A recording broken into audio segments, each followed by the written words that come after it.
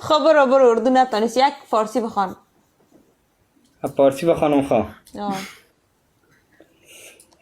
ادا جان در پشت خانه تان کرده گندنکاری باشد، یک بوسبت یادگاری باشد. نه از رو از نه شعر تو شعر ترغیب میخوانی، صحیح خواندن بخوان، صحیح خواندن نمیشه طریقه.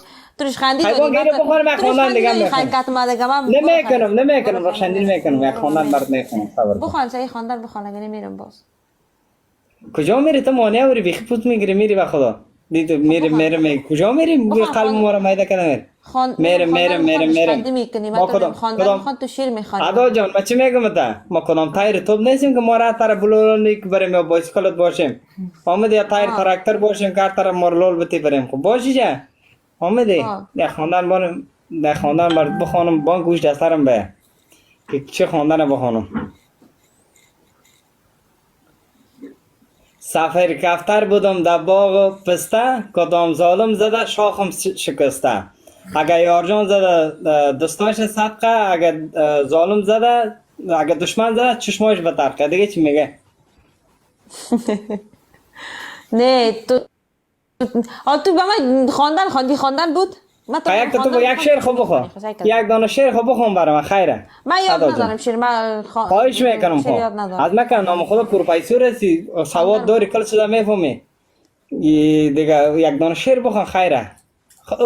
بر سرت خواهش کردم بعد ای سالا. من یک خواندن برات یک خواندن من میخوانم، باز تو یک خواندن بخوان، فهمیدی؟ باش یعنی من خواندن برات میخوانم. خب صحیح گوش کنم که बिन अब रह नहीं सकते तेरे बिना क्या वजूद मेरा طرف خودم هم سر که اگذاره अगर हो जाएंगे तो खुद से हो जाएंगे जुदा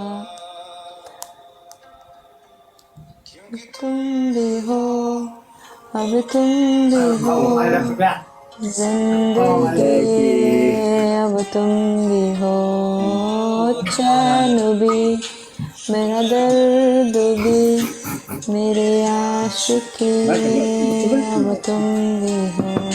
بخی اینا خواندن بخوان برام، خواندن سعی تو که من خواندن خوانتوری بخوان. برو نه ادا جان بخاطر ته نشد که برد میزدم گفتم میده برد عاشقی برد شام بدم. نکو باز نکو. نشد به خدا میزدم. خب من تر دوست دارم گفتم دیم که برد یک ذره خون بره که بفهمی دوست دارم یعنی. نشد دیگه. نه حالا چرا تو غیر می گشقاب کاسه یا چی گیرید میده فرق دستت میزنی؟ نکوله